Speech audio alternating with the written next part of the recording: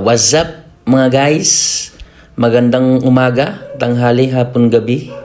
Andito na naman tayo sa aking shop sa Rayson Biglang Guwapo Barbershop. Guys, ituturo ko naman sa inyo kung paano maggupit ng mid-fade. Guys, yung buhok ng ating customer one side. So ayan guys, tuturo ko sa inyo kung paano gawin ito. Ayan, gamit tayo ng 2 guard. Number 2 guard 6mm. So papaikutan natin siya guys ng number 2 guard. Paikutan natin sa bandang taas niya. Kailangan guys close level tayo. Close level yung razor natin. Ayan guys, nayari na natin paikutan ng number 2 guard na 6mm. Sunod naman guys, gamit tayo ng pang trimmer. Ayan, ayusin natin yung linya sa noo niya. Devil cut guys ang tawag dyan sa ginagawa ko na yan sa bandang noo niya. Inaayos natin yung hairline niya. Ayan. So, papantay lang natin siya guys. Parang nakapa-iskwala yung bandang sulok niya. Guys, sa salamin ko kasi tinitingnan kung pantay na yung pagkaka-devil cut niya. So guys, ituturo ko sa inyo kung ano ang level ng low fade. Low fade, 1 finger. Mid fade, 2 finger. High fade, 3 finger. So, gagawa tayo ng linya. Mid fade kasi gagawin natin guys. Kaya kukuha tayo muna ng sukat na sa 3 finger yung high fade natin. Pero ang gagawin ko guys, 2 finger lang yung iaangat ko, nalalagyan ng line, ng linya niya. Yung guide ba guys, lalagyan ko siya ng guide para na sa ganun, kayong mga nagpa-practice pa lang, hindi maligaw sa gagawin nating pagka-faded niya. Guys, kailangan sa likod 3 finger ang taas. Sa gilid kasi ginawa natin 2 finger, kaya sa likod 3 finger. So ayan guys, gamit naman tayo ng close level number 1 guard 3mm. Sa bandang taas ng hairline niya, ng guhit na ginawa natin, gawin natin ng 2 finger pataas. Ayan guys. 2 finger ang taas ang gagawin natin. So, nagtataka kayo guys kung bakit 2 finger ang tinaas natin. Pero malalaman nyo yan mamaya. Ayan guys. Pagkatapos natin paikutan ng 1 guard, isunod naman natin guys yung ating close level 0 guys ang tawag dyan. Yung guys, patatamaan natin ng 0 niya yung bandang baba ng guhit natin na ginawa nating linya. Ayan guys, kahit dahan-dahan lang guys, lalo na kung nagpa-practice kayo. Pero guys, hindi nyo papatamain yung bandang taas niya. Ayan, pansinin nyo guys, yung kalahati lang ang tumatama. Ayan, halos 1 finger guys yung iaangat natin hanggang sa guhit niya. Ayan, pabalik-balik lang guys na ganyan para matanggal lang natin yung, kaya nilagyan ng guys ng guhit para hindi tayo maligaw. So ayan guys, gamit tayo ng pamagpag, pantanggal ba sa mga nakadikit na buhok. Yan yung brush, ginamit ko na yung toothbrush ko, ginamit ko pa kanina. Hindi, joke lang guys. Nasa inyo kung anong brush yung gagamitin nyo para matanggal lang ba yung mga nakadikit. Ayan, titingnan nyo lang guys pag may tira-tira pa, balik-balik lang. Ayan, kahit na dahan-dahan lang guys, para kasi ganun naman talaga pag nagpa-practice pa lang syempre, di ba? So ayan guys, pagkatapos nating mai-close zero, open zero naman tayo guys, half lang. Ayan. Yung bandang taas na ginuhitan natin, aangat lang tayo ng 1 finger. Ayan. So, ayan guys. Ganun lang din sa dati. Huwag nyo lang din uli patatamain yung bandang taas niya. Half lang ng ating talim. So guys, ang kailangan natin, parembow. Parembow lang mula dun sa, para hindi mawala yung forma ng eyes natin. Pabalik-balik lang guys, ayan. Para hanggang sa mabura yung kanto niya. So guys, pagkatapos, gamit naman tayo ng medya. 1.5 mm. So guys, dito ang hawak sa gawing tagiliran para hindi matanggal ang ating guard. Kasi minsan kasi natatanggal guys yung guard eh. Baka makalbo yung customer natin. Ayan. So guys, yung medya naman na to, tatanggalin natin yung mga itim-itim na yan sa bandang taas niya.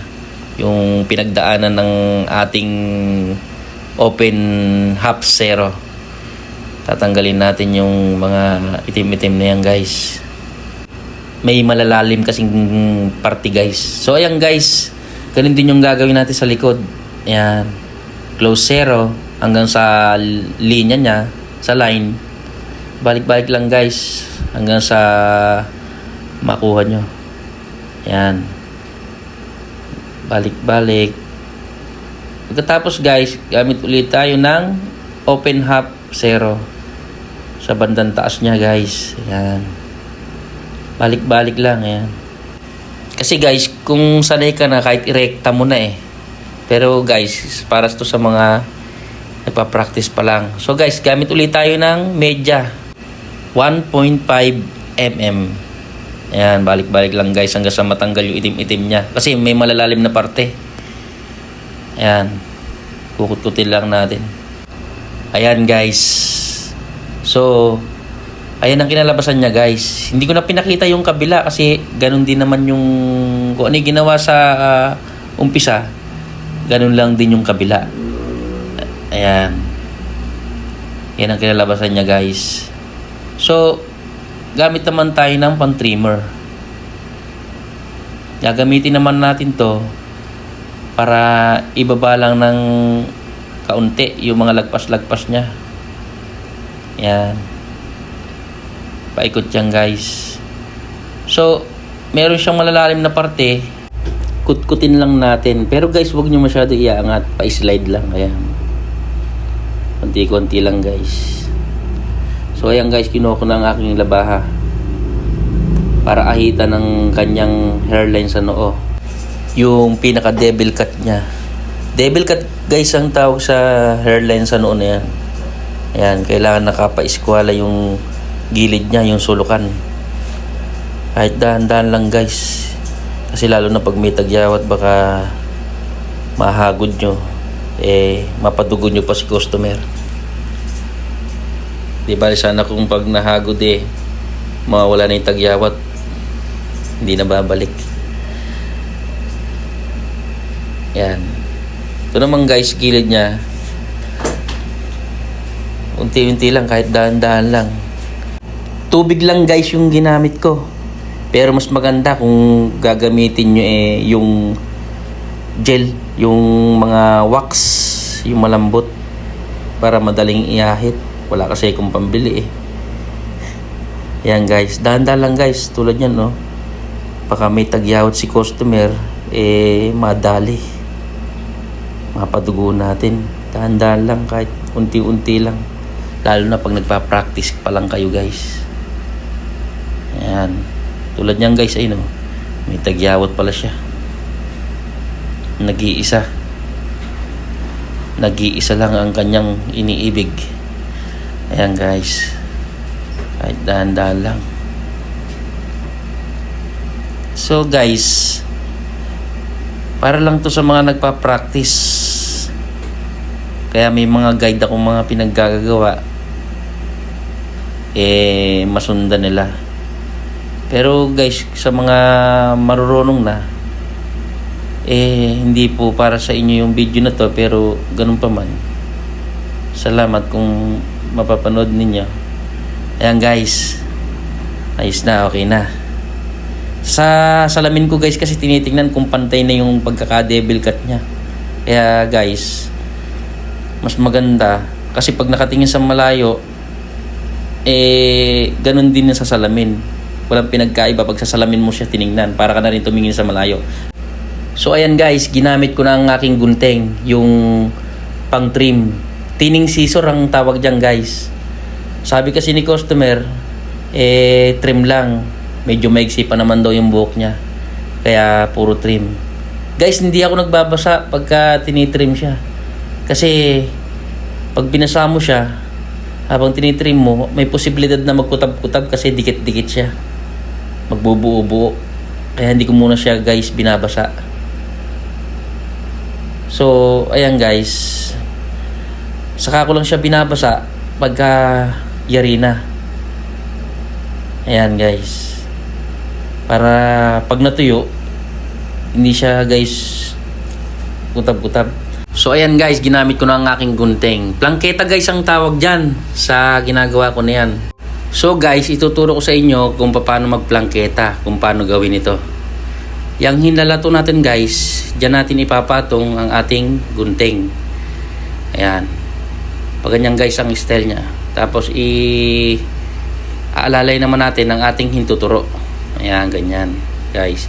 Pero pag sanay ka na guys, kahit sandaliri lang, ayan. Pero pagka hindi pa, kailangan aalalay mo guys yung palasinsingan saka yung hintuturo.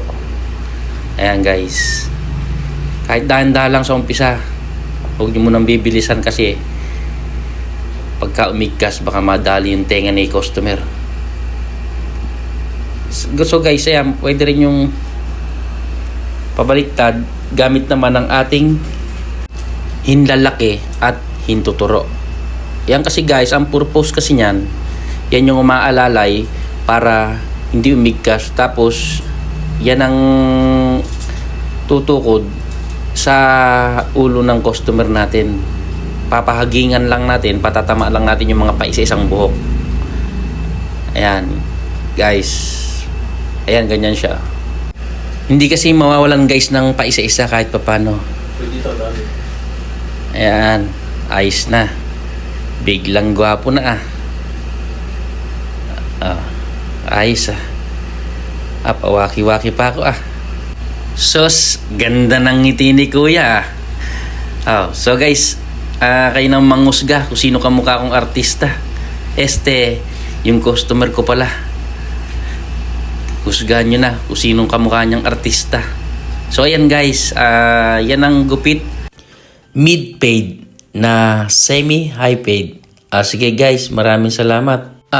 Siya nga pala guys, kung nagustuhan nyo ang aking tutorial, paki-subscribe at like nyo na lang po ang aking YouTube channel. Muli, salamat po.